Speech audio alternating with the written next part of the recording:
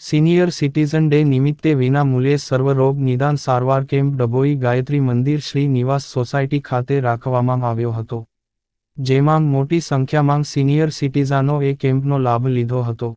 નિયામકશ્રી આયુષ કચેરી ગાંધીનગરના આદેશ અને જિલ્લા આયુર્વેદ અધિકારી શ્રી જોશીના માર્ગદર્શન હેઠળ સરકારી દવાખાનું ડભોઈ તાલુકાના નડા આયુર્વેદ તરફથી ડભોઈ ગાયત્રી મંદિર ખાતે વક્તા રશ્મિબેન પટેલની ઉપસ્થિતિમાં અને ડોક્ટર કૈલાશબેન વસાવા અને સ્ટાફ દ્વારા સિનિયર સિટીઝન ડે નિમિત્તે આયુર્વેદ નિદાન અને સારવાર સ્ટેમ્પ રાખવામાં આવ્યો હતો, જેમાં કમર ગરદન ચામડીના ડાયાબિટીસ પેટના હરસ મસા કાન ગળા નાક રોગોનું નિદાન કર્યા બાદ જરૂરી દવાનું પણ વિતરણ કરવામાં આવ્યું હતું.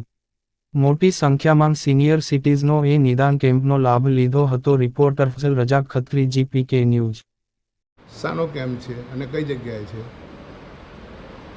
આજ રોજ નિયામક શ્રી આયુષની કચેરી ગાંધીનગર અને જિલ્લા આયુર્વેદ અધિકારી શ્રી વડોદરા ડૉક્ટર સુધીર જોશીના માર્ગદર્શન હેઠળ સરકારી આયુર્વેદ દવાખાનું નડા દ્વારા આજે સિનિયર સિટીઝન ડે હોવાથી મા ભગવતી ટ્રસ્ટ તરફની મદદથી આજરોજ ગાયત્રી પરિવાર ગાયત્રી મંદિર ખાતે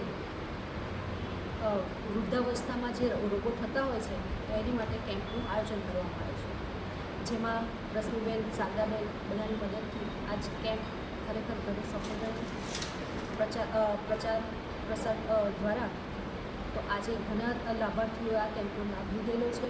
વૃદ્ધાવસ્થામાં થતા રોગો જેવા કે ઘૂંટણના દુખાવા, ચામડીના રોગો છે કે પછી